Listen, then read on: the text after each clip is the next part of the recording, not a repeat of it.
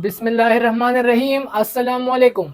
मैं दानियाल अख्तर अपने YouTube channel पर आप सबको खुशामदीद कहता हूँ। उम्मीद करता हूँ कि आप सब खैर वाफियत से होंगे। आज जो टॉपिक हम डिस्कस करने जा रहे हैं उसका नाम है एटॉमिक नंबर। तो चलिए बिना टाइम ज़ाय किए अपने टॉपिक का आगाज़ करते हैं। एटॉमिक नंबर, सबसे पहले तो आपको पता होना चाहिए कि एटॉमिक नंबर को हम रिप्रेजेंट करते हैं, डिनोट करते हैं या फिर इसको हम जाहिर करते हैं कैपिटल जेड से। डिफिनीशन की तरफ आए, it is the number of protons present in the nucleus of an atom. किसी भी एटम के न्यूक्लियस में जितने प्रोटॉन्स होते हैं, यानी कि number of protons present in the nucleus of an atom, तो ये उस एटम का कहलाता है एटॉमिक नंबर।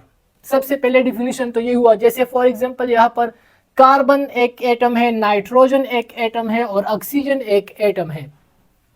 तो इनमें अगर हम बात करें तो कार्बन में होते हैं 6 प्रोटॉन्स, इसके न्यूक्लियस में मौजूद होते हैं 6 प्रोटॉन्स।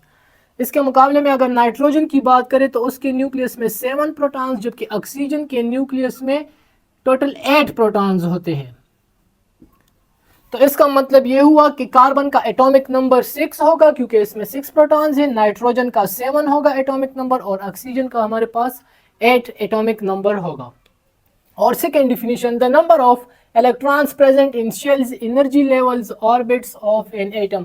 या फिर हम यूं भी कह सकते हैं कि किसी भी एटम के शेल्स में, शेल्स यानी कि जो आपको circular paths around nucleus, nucleus के इर्द गिर्द जो आपको गोल मगोल रास्ते नजर आ रहे हैं, जिसको हम ऑर्बिट्स भी कहते हैं, एनर्जी लेवल्स भी इनको कहा जाता है और शेल्स भी हम इनको नाम देते हैं। तो इनमें मौजूद जितने इलेक्ट्रॉन्स होते हैं तो उनके नंबर को भी हम सिंपली नाम देते हैं एटॉमिक नंबर का। यानी कि यहाँ पर अगर हम कार्बन की बात करें तो कार्बन में टोटल इलेक्ट्रॉन्स है 6, 1 2 3 4 5 6। पहले शेल में 2 इलेक्ट्रॉन और दूसरे शेल में 4 इलेक्ट्रॉन, तो टोटल 6 इलेक्ट्रॉन्स हुए। तो 6 इलेक्ट्रॉन्स की वजह से इसका एटॉमिक नंबर भी 6 होगा। इसी तरह नाइट्रोजन में अगर बात करें तो इसमें टोटल 7 इलेक्ट्रॉन्स है, 1 2 पहले और दूसरे शेल में फिर 1 2 3 4 एंड 5, यानी कि 5 + 2 तो 7। और इसी तरह वहां पर फिर 8 इलेक्ट्रॉन्स होंगे, तो ऑक्सीजन के लिए एटॉमिक नंबर भी 8 होगा।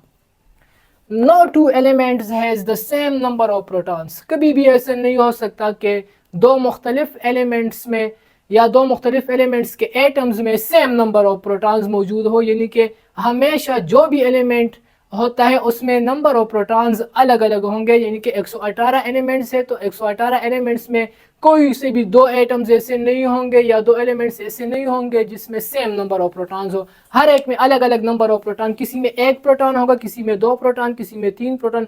इसी तरह बात हम करेंगे इलेक्ट्रॉन्स के लिए भी कि किसी में 1 इलेक्ट्रॉन, किसी में 2 इलेक्ट्रॉन, किसी में 3 इलेक्ट्रॉन। डिपेंड करता है कि कौन सा एलिमेंट है या कौन से एलिमेंट का एटम है।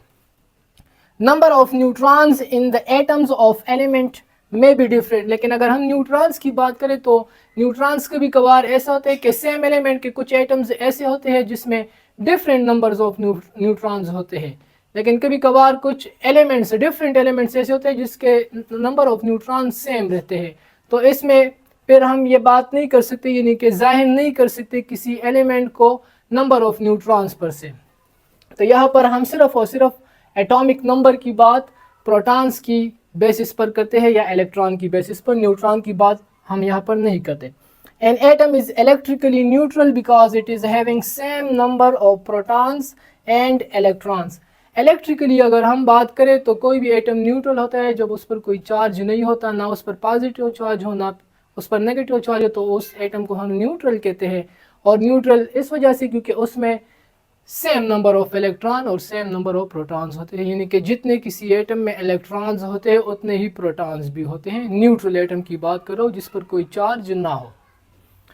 Elements are arrange in periodic table on the basis of capital Z मैंने लिखा है, यानी कि इसका मतलब एटॉमिक नंबर।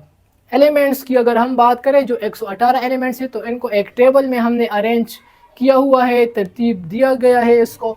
और पीरियोडिक टेबल में ये जितने भी एलिमेंट्स है तो इनको एटॉमिक नंबर के बुनियाद पर प्लेस किया गया है। यानी कि जिसका एटॉमिक नंबर 1 होगा तो वो पहले नंबर पर, क्योंकि उसमें 1 प्रोटॉन होगा। इसी तरह दूसरे नंबर पर जिसका एटॉमिक नंबर 2 होगा तो वो दूसरे नंबर पर, इसी तरह तीसरे नंबर पर, चौथे, इसी तरह लास्ट में फिर 118 नंबर और उसमें टोटल 118 प्रोटॉन्स होते हैं। Atomic number is equal to number of protons is equal to number of electron. तीनों के लिए अगर आपको कोई भी क्वेश्चन करे कि नंबर ऑफ प्रोटॉन्स अगर किसी एटम में 6 है तो उसका एटॉमिक नंबर क्या होगा, तो आपने बताना है 6, और उसमें इलेक्ट्रॉन्स कितने होंगे, तो वो भी 6। यानी कि ये तीनों हमेशा सेम रहते हैं लेकिन न्यूट्रल एटम के लिए। उम्मीद करता हूँ कि आपको इस टॉपिक की समझ आ गई होगी। अगर आपको इसमें कोई मसला हो तो आप हमें क्वेश्चन कर सकते हैं कमेंट में। अब के लिए इतना ही, अपना ख्याल रखिए, हमें भी अपने दुआओं में याद रखिए। अल्लाह हाफिज़।